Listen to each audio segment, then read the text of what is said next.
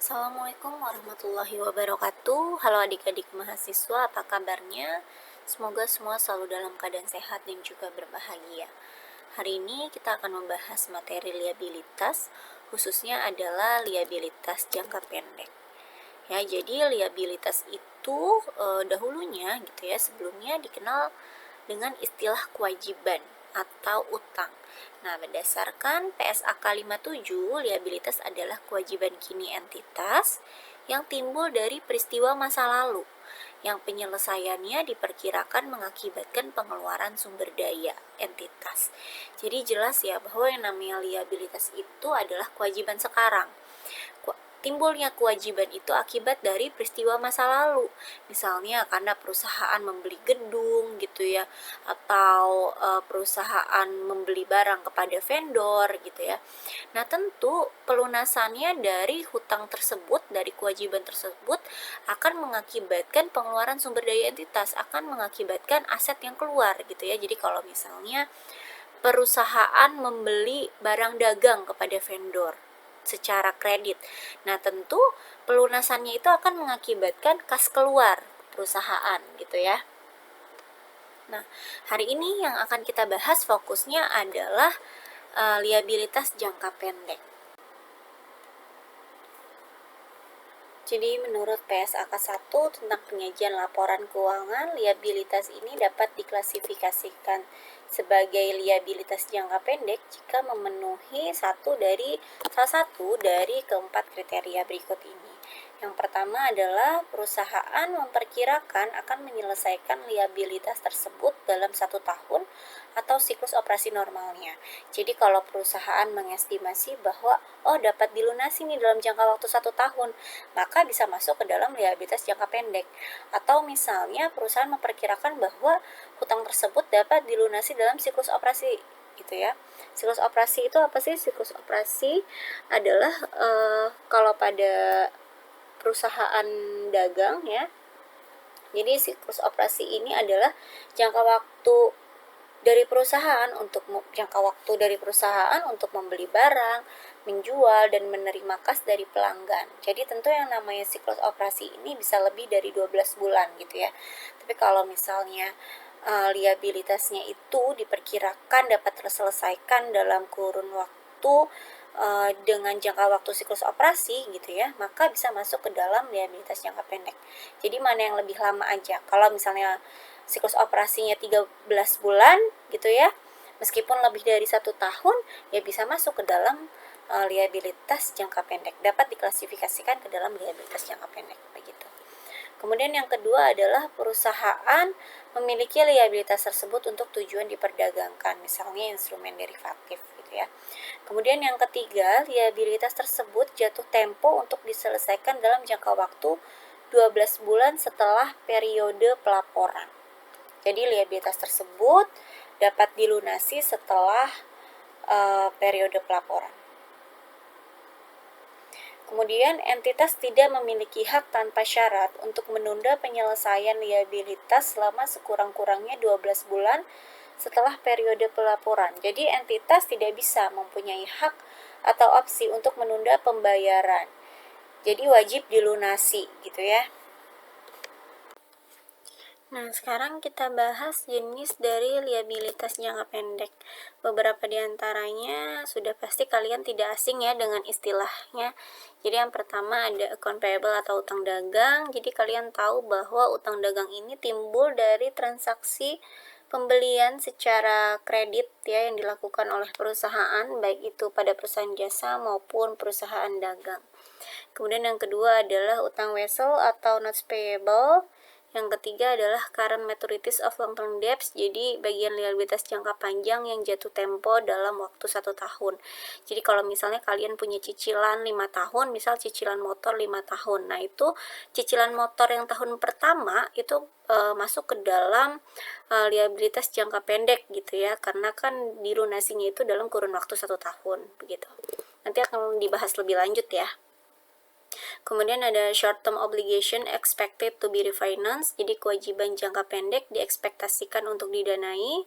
Kemudian yang kelima ada dividend payable atau utang dividen. Jadi dividen ini kan pembagian keuntungan kepada pemegang saham. Nah, dividen ini nanti dibagikannya bisa dalam bentuk cash atau dalam bentuk properti dan juga dalam bentuk saham. Kemudian ada customer advance and deposit, jadi uang muka dan deposit pelanggan. Yang ketujuh adalah unearned revenue, pendapatan diterima di muka. Jadi kasusnya ini sering terjadi kalau misalnya kita beli tiket pesawat Garuda gitu ya, misal beli tiket pesawat Garuda kita beli tanggal 1 untuk keberangkatan tanggal 7 April misalnya. Nah, pada saat kita membeli gitu ya, tentu Garuda belum bisa mengakui sebagai sales gitu ya, karena kan jasanya belum diberikan gitu ya. Nah, nanti ketika tanggal 7 ketika kita berangkat baru bisa diakui sebagai pendapatan. Nah, ketika pendapatannya belum bisa diakui, maka itu sebagai liabilitas atau sebagai kewajiban. Kemudian berikutnya yang ke-8 adalah value added tax payable, pajak pertambahan nilai. Kemudian yang ke-9 adalah income tax payable, utang pajak penghasilan. Jadi ini utang pajak penghasilan atas perusahaan ya. Gitu. Kemudian yang ke-10 adalah employee related liabilities, jadi utang gaji dan kewajiban imbalan kerja. Nah, yang pertama kita bahas adalah account payable dulu atau utang dagang. Jadi utang dagang ini timbul dari transaksi pembelian secara kredit. Nah, pencatatan utang dagang ini ada 2, yaitu metode gross ya, gross method dan juga net method. Di sini contohnya adalah ada pembelian ya senilai $20.000 dengan termin 2/10 N/30. Jadi pembelian $20.000 dapat diskon 2% apabila diselesaikan atau dilunasi dalam kurun waktu 10 hari. Kalau pakai metode gross, ketika kita membeli tentu di debitnya adalah purchase ya. Di sini asumsinya menggunakan metode pencatatan periodik ya. Jadi makanya di sini di debitnya purchase ketika kita membeli dengan cara hutang, maka di kreditnya adalah account payable. Account payable-nya diakui. Jadi purchase pada account payable senilai 20.000 ya.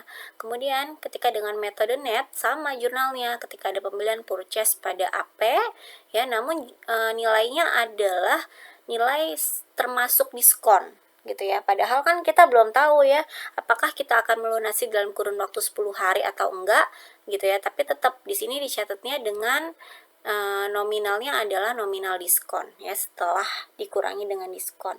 Jadi 20.000 dikurangi dengan diskon 2% ya.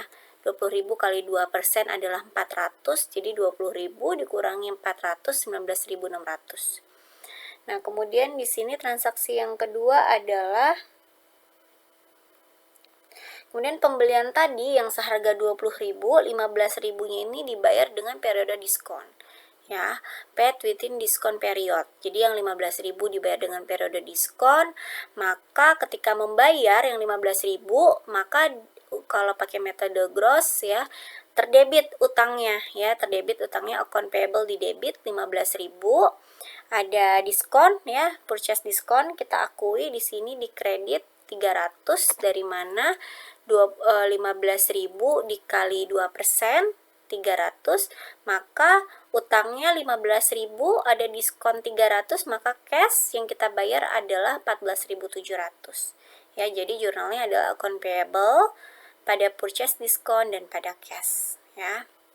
Nah, ketika dengan metode net ya, karena di awal kita sudah langsung mengakui diskon ketika ada pembelian yang di jurnal ini ya, yang 19.600 ini, maka ketika kita membayar 15.000-nya dengan periode diskon, langsung dicatat aja account payable pada cash, karena kan memang yang dibayar itu adalah 14.700 ya. Jadi account payable pada cash senilai 14.700.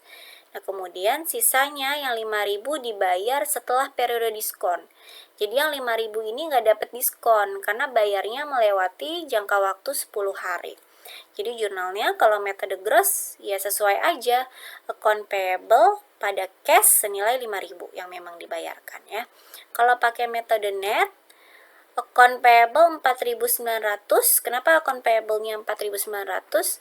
Karena di sini ada purchase discount loss 100. Mengapa? Karena kan di awal kita sudah mengakui ada diskon di sini ya, di transaksi awal kita sudah mengakui termasuk diskon.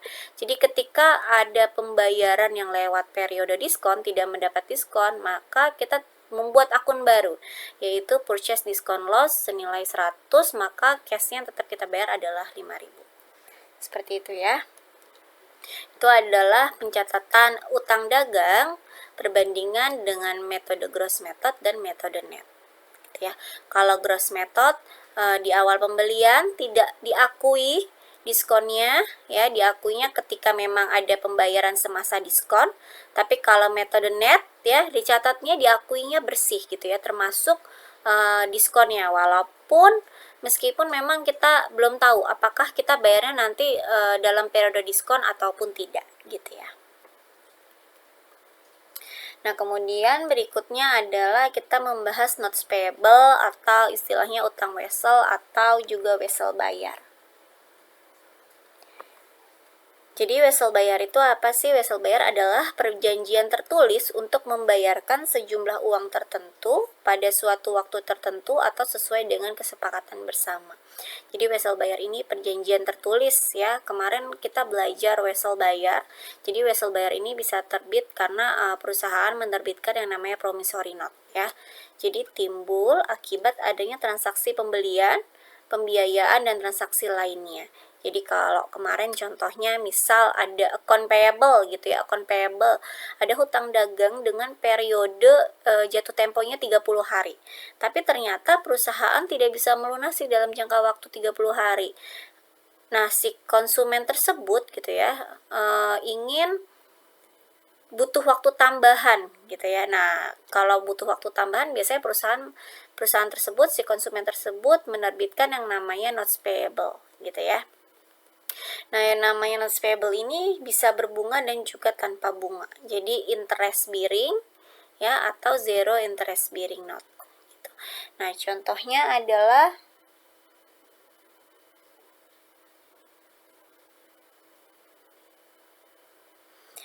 di sini PT kalau yang interest bearing ya, PT Abadi Jaya pada tanggal 1 Agustus 2020 menerbitkan wesel bayar dengan nilai nominal sebesar 100 juta rupiah dengan jangka waktu 90 hari dan tingkat suku bunga sebesar 12% kepada PT Rahman untuk menggantikan utangnya yang jatuh tempo dengan nilai yang sama. Jadi di sini PT Abadi Jaya yang meminjam ya, karena dia ingin menggantikan utangnya yang telah jatuh tempo. Jadi account payable-nya ingin digantikan oleh notes payable gitu ya, supaya waktu jatuh temponya itu lebih lama. Maka jurnalnya pada saat penerbitan wesel bayar tanggal 1 Agustus adalah account payable di debit gitu ya, account payable-nya berkurang senilai 100 juta rupiah. Nah, dan di kreditnya adalah notes payable. Jadi account payable-nya tergantikan oleh notes payable. Kan hutang bertambah di kredit ya. Jadi ketika account payable-nya posisinya di debit, jadi account payable-nya ini berkurang. Jadi account payable pada notes payable senilai 100 juta rupiah. Nah, kemudian di tanggal 30 Oktober ini kita melakukan penjurnalan atas pelunasan wesel bayarnya. Jadi pelunasannya ini jatuh di tanggal 30 Oktober ya, karena kan pada soal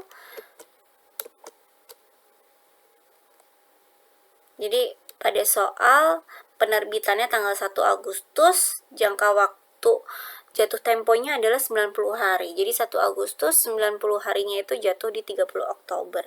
Nah, ketika pelunasan atas wesel bayar tentu perusahaan PT Abadi Jaya membayar sejumlah cash ya atas utang pokok ya, atas note payable-nya dan atas beban bunganya gitu ya. Jadi notes payable-nya berapa? 100 juta rupiah dengan beban bunga. Beban bunganya berapa? Beban bunganya adalah 3 juta. Diperoleh dari 100 juta dikali 12% dikali 90 per 360.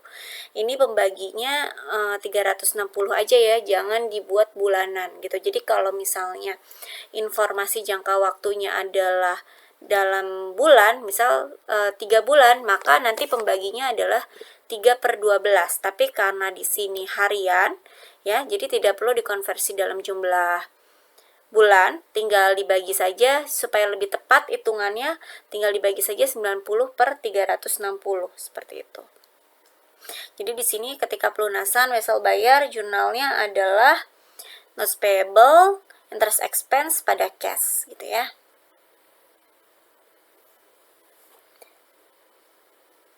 Kemudian ada yang namanya wesel bayar tanpa bunga atau zero interest bearing. Jadi wesel bayar tanpa bunga ini tidak menyertakan tingkat bunga par di dalam weselnya. Artinya nilai yang diterima si peminjam nantinya lebih rendah daripada nilai nominal atau nilai yang dilunasi. Jadi ini selalu dalam keadaan diskon gitu ya kalau misalnya zero interest bearing. Saya ulangi ya. Jadi wesel bayar tanpa bunga tidak menyertakan tingkat bunga par di dalam weselnya. Artinya nilai yang diterima si peminjam itu nantinya lebih rendah daripada nilai yang harus dilunasi. Contohnya di sini pada tanggal 10 Agustus 2020 PT ABC menerbitkan wesel bayar tanpa bunga senilai 20 juta rupiah yang akan jatuh tempo dalam waktu 90 hari kepada PT Loyal. Agar memperoleh uang tunai yang akan digunakan untuk melunasi utang jangka pendeknya. PT Loyal mendiskontokan wesel bayar dengan tingkat bunga 15%. Jadi pada saat penerbitan, PT ABC mengakui utang weselnya dikredit senilai 20 juta rupiah ya. Notes payable di sini 20 juta rupiah. Akun beban bunga di debit, interest expense di debit sebesar nilai diskontonya. Sedangkan di sini akun kas yang diterima adalah selisih antara wesel bayar dikurangi dengan beban bunga. Jadi 20 juta dikurangi dengan 750.000 rupiah gitu ya. Jadi seperti yang saya katakan bahwa wesel bayar tanpa bunga ini maksudnya adalah jadi notes payable-nya gitu ya.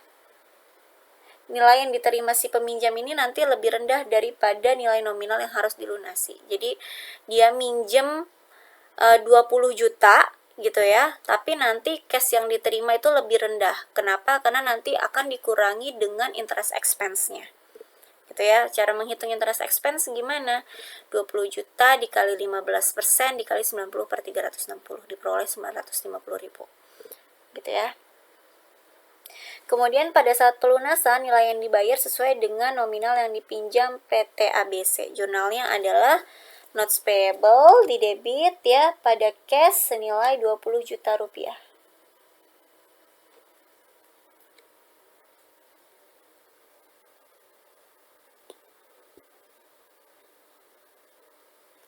Jadi jelas ya kalau dengan bunga tidak menyebabkan nilai, kalau dengan interest bearing ya, kalau dengan bunga tidak menyebabkan nilai perolehan dari si peminjam berkurang. Jadi exclude interest. Sedangkan kalau zero interest, meskipun zero bukan berarti tidak ada bunga ya, namun bunganya sudah termasuk nilai atas notes payable-nya. Makanya pada saat penerbitan, nilai yang diterima si peminjam adalah nilai yang dikurangi dengan diskontonya. Seperti itu. Berikutnya adalah yang ketiga, current maturities of long-term debt. Jadi bagian liabilitas jangka panjang yang jatuh tempo dalam waktu 1 tahun. Jadi jika perusahaan memiliki liabilitas jangka panjang, maka di akhir setiap periode perusahaan harus menentukan bagian liabilitas jangka panjang yang akan diklasifikasikan sebagai liabilitas jangka pendek. Jadi di sini contohnya pada tanggal 1 Juli 2020 PT Danu meminjam dana 1 miliar dari Bank Mizuho dengan jangka waktu 5 tahun. Nah, karena jangka waktunya 5 tahun, tentu ini masuk klasifikasi dalam liabilitas jangka panjang ya, karena akan dilunasi lebih dari 1 tahun atau lebih dari siklus operasi normal perusahaan. Kan nggak mungkin ya siklus operasinya sampai 5 tahun gitu ya. Dan di sini pelunasan pokok pinjaman dilakukan dengan cara mengangsur. Jadi 1 miliar dilakukan dengan cara mengangsur. Dan PT Danu membuat daftar angsuran pokok pinjaman untuk jangka waktu 5 tahun ke depan yang dapat dilihat pada tabel berikut. Jadi angsuran pertama jatuh pada tahun berikutnya, yaitu 1 Juli 2021 dengan cicilan 200 juta rupiah. Angsuran kedua tahun 2022 200 juta rupiah sampai angsuran kelima tahun 2025 ya. Utang bank dari Bank Mizuho di laporan posisi keuangan PT Danu tanggal 31 Desember 2020 disajikan sebagai berikut. Jadi minjemnya itu kan di 1 Juli 2020 dan perusahaan itu tentunya akan membuat laporan keuangan ya. Di sini akan membuat laporan posisi keuangan per 31 Desember 2020. Sehingga perusahaan harus menentukan gitu ya, mana yang masuk ke dalam liabilitas jangka pendek dan akan masuk ke dalam liabilitas jangka panjang. Nah, angsuran pertamanya yang 200 juta rupiah ini yang 1 Juli yang jatuh tempo 2021 akan disajikan pada akun liabilitas jangka pendek sebagai bagian liabilitas jangka pendek yang jatuh tempo dalam waktu 1 tahun. Kenapa? Karena angsuran pertama yang termasuk liabilitas jangka pendek akan jatuh tempo dalam waktu 1 Juli 2021. Jadi nyusun laporan posisi keuangan di 31 Desember 2020 karena 1 Juli 2021 akan membayar 200 juta rupiah ya, dari 2020 31 Desember ke 1 Juli 2021 itu kan kurang dari setahun ya, maka cicilan yang pertama ini masuk atau diklasifikasikan ke dalam liabilitas jangka pendek seperti itu ya. Nah, angsuran yang kedua sampai angsuran yang kelima yang berjumlah 800 juta rupiah itu akan disajikan sebagai liabilitas jangka panjang karena akan jatuh tempo lebih dari 1 tahun sejak tanggal laporan posisi keuangan 31 Desember 2020. Gitu ya. Nah, nanti ketika bulan Desember 2021 kan buat laporan posisi keuangan lagi ya. Nanti yang angsuran yang kedua yang jatuh tempo di tahun 2022 itu akan diklasifikasikan ke liabilitas jangka pendek gitu ya. Karena dari Desember 2021 ke Juli 2022 itu masih kurang dari 12 bulan gitu ya, sehingga diklasifikasikan nanti di liabilitas jangka pendek. Begitu seterusnya ya. Nah, nanti jurnal yang diperlukan untuk mereklasifikasi bagian liabilitas jangka panjang yang jatuh tempo dalam waktu 1 tahun adalah dengan mendebit liabilitas jangka panjang dan mengkredit liabilitas jangka panjang yang telah jatuh tempo dalam waktu 1 tahun gitu ya.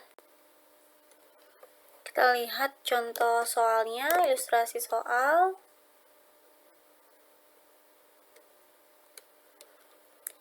Asumsikan bahwa PTA memiliki informasi sebagai berikut: menerbitkan utang wesel 3 juta pada 30 November 2015, jatuh tempo pada 28 Februari 2016. Jadi nerbitin utang 30 November, jatuh temponya 2016 28 Februari. Cuman 3 bulan ya. Gitu. Jadi ini masuk ke dalam klasifikasi liabilitas jangka pendek. Kemudian PTA di sini bermaksud memperpanjang tanggal jatuh temponya hingga 30 Juni 2017.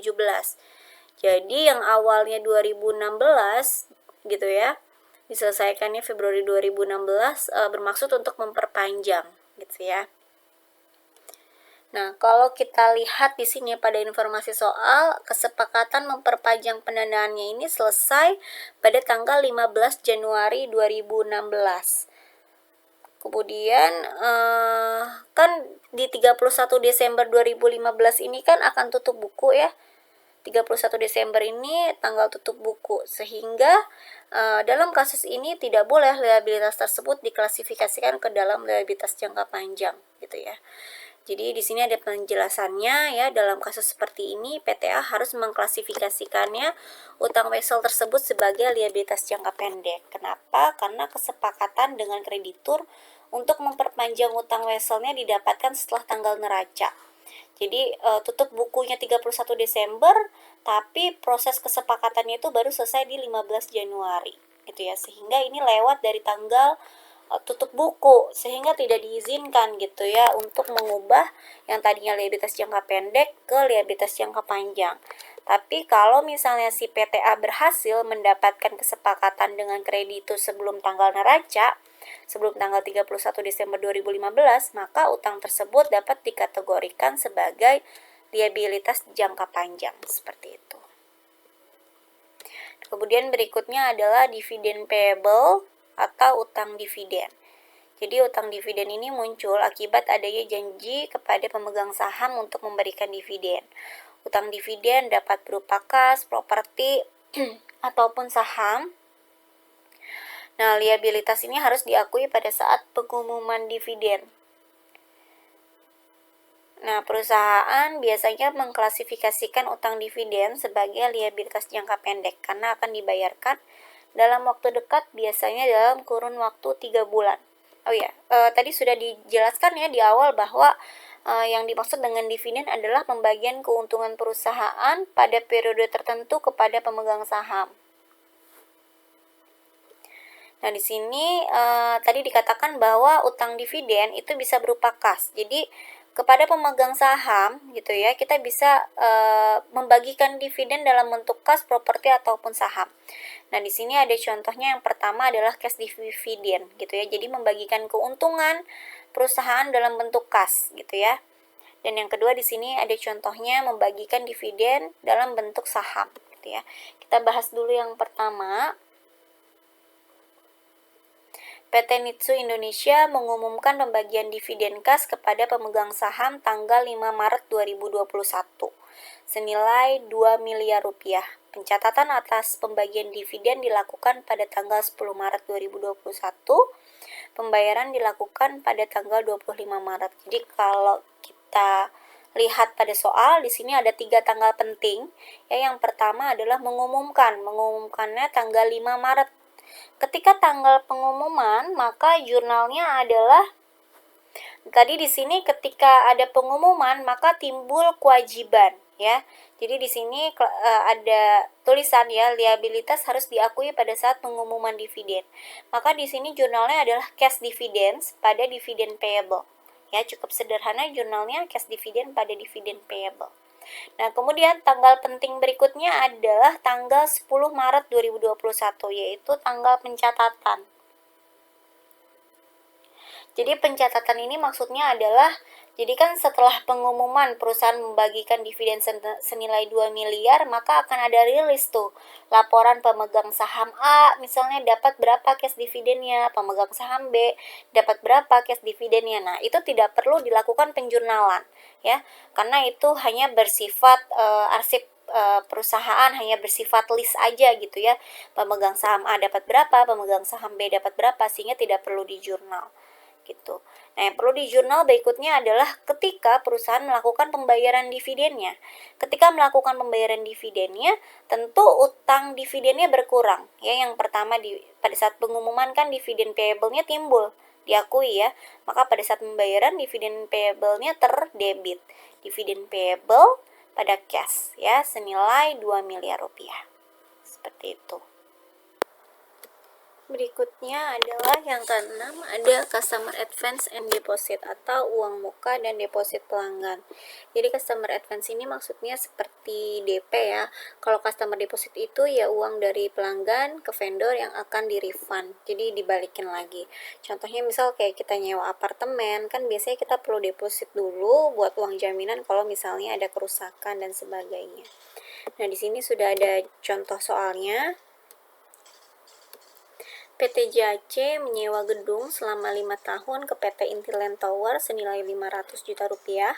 PT JAC diwajibkan untuk menyerahkan uang tunai sebagai deposit senilai 50 juta rupiah untuk mengantisipasi jika ada kerusakan bangunan sewa selama masa sewa.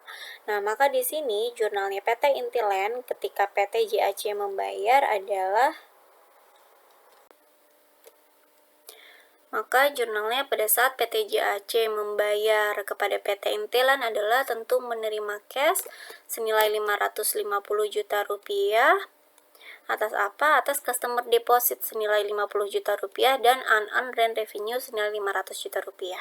Nah, nanti ini di kreditnya adalah masih unearned rent revenue, masih kewajiban, pendapatan diterima di muka. Kenapa?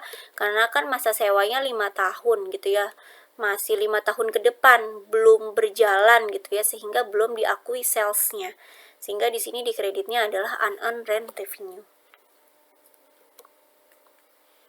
Nah, berikutnya nih berikutnya adalah akun unearned revenue yang barusan kita bahas ya. Di sini adalah pendapatan diterima di muka. Jadi unearned revenue ini adalah customer membayar lebih dulu namun jasa belum kita berikan. Seperti contohnya tadi PT JAC ya. Jadi di sini kan PT Intellian Tower menerima uang lebih dulu tapi jasa belum diberikan sehingga belum bisa diakui sebagai sales, masih diakui sebagai kewajiban, yaitu akunnya adalah pendapatan diterima di muka atau unearned revenue gitu ya. Di sini jurnalnya adalah PT GC Park pada tanggal 10 April 2021 menerima pembayaran sewa 1 unit apartemen dari Ibu Nova senilai 48 juta rupiah untuk masa sewa April 2021 sampai Maret 2022. Maka pada 10 April 2021 jurnal PT JGC Park adalah cash senilai 48 juta rupiah pada unearned revenue. Ya, jadi di sini di kreditnya belum sales ya, tapi unearned revenue masih kewajiban karena masa sewanya ini masih panjang gitu ya. Masih belum bisa diakui jadi salesnya gitu. Kemudian di 31 Desember 2021 jurnal penyesuaian gitu ya. Ini kan dari April gitu ya, dari April ke Desember itu 9 bulan. Sudah ada 9 bulan yang perlu diakui gitu karena sudah dipakai 1 unit apartemennya ya dari April ke Desember. Maka di sini jurnalnya adalah unearned revenue pada service revenue. Jadi unearned revenue-nya itu terdebit ya, yang sebelumnya kan ini ada di kredit. Pada service revenue di sini service revenue-nya sudah bisa diakui senilai 36 juta rupiah, dari mana 9/12 dikali 48 juta rupiah. Kemudian berikutnya adalah value added tax payable, pajak pertambahan nilai.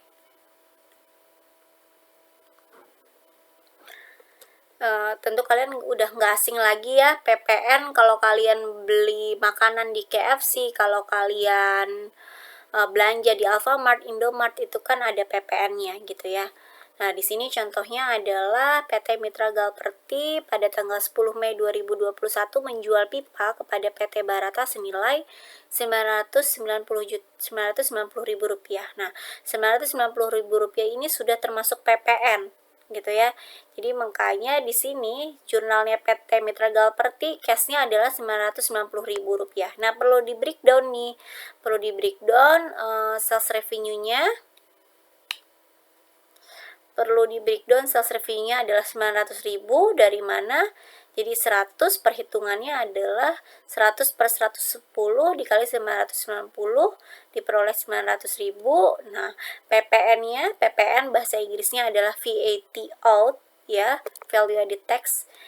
Jadi 900.000 dikali 10%-nya, jadi 90.000 gitu ya. Jadi di sini penjelasannya adalah pada saat perusahaan menjual barang atau jasa kepada konsumen, maka pajak pertambahan nilai atau PPN atas barang dan jasa yang dijual akan dipungut dari konsumen dan dilaporkan serta disetorkan pada awal bulan berikutnya. Jadi kayak misalnya kalian belanja di KFC gitu ya, beli ayam harganya 50.000 plus PPN 5.000. Kan kalian membayarnya senilai 55.000 ya. Nah, nanti yang 5.000-nya itu ya, 5.000-nya itu kan uang negara, sehingga itu sebagai kewajibannya KFC gitu ya. Sebagai kewajibannya KFC kepada negara. Nanti KFC akan menyetorkan PPN tersebut melalui bank persepsi gitu ya. Nah, berikutnya di sini ada income tax payable. Income tax payable ini adalah utang pajak penghasilan atas perusahaan.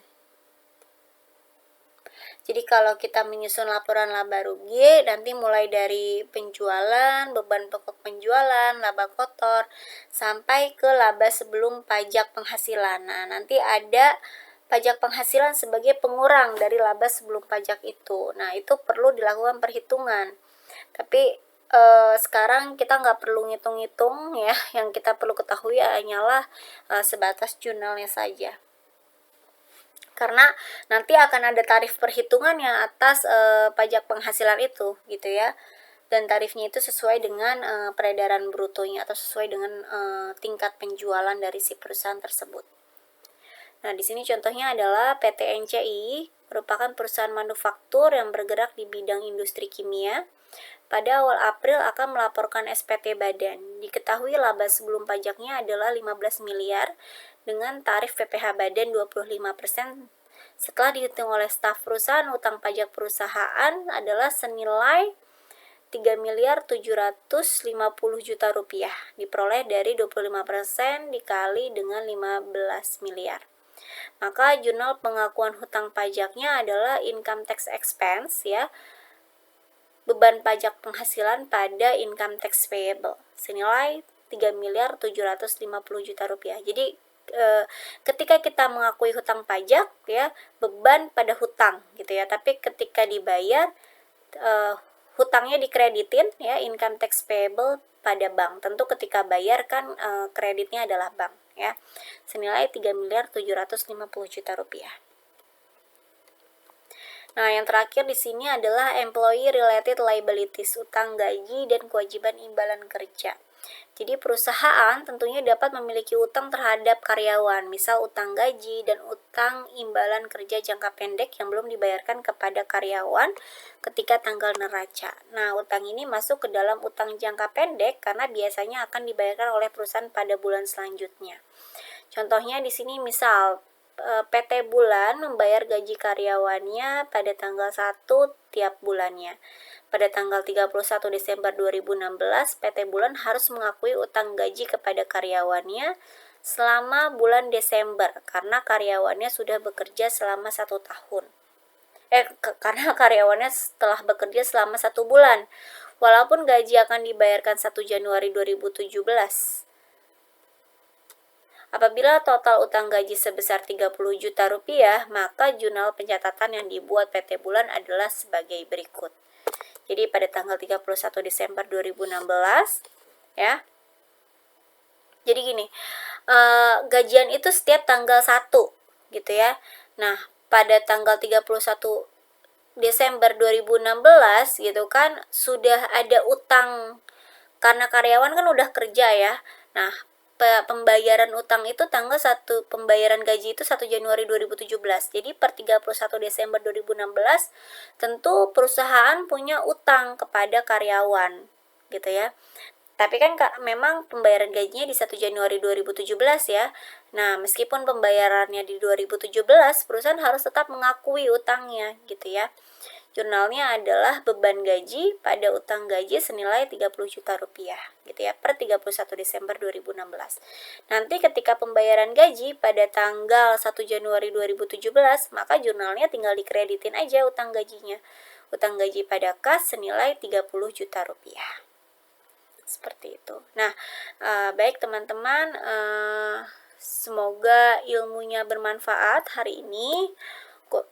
Kurang lebihnya mohon maaf. Oh ya, apabila ada pertanyaan lebih lanjut tentunya kalian bisa bertanya pada Zoom meeting dan juga bisa bertanya pada WhatsApp group ya. Tetap semangat belajarnya di masa pandemi. Semoga diulang-ulang pembelajarannya ya. Akhir kata saya akhiri, kurang lebihnya mohon maaf. Wassalamualaikum warahmatullahi wabarakatuh.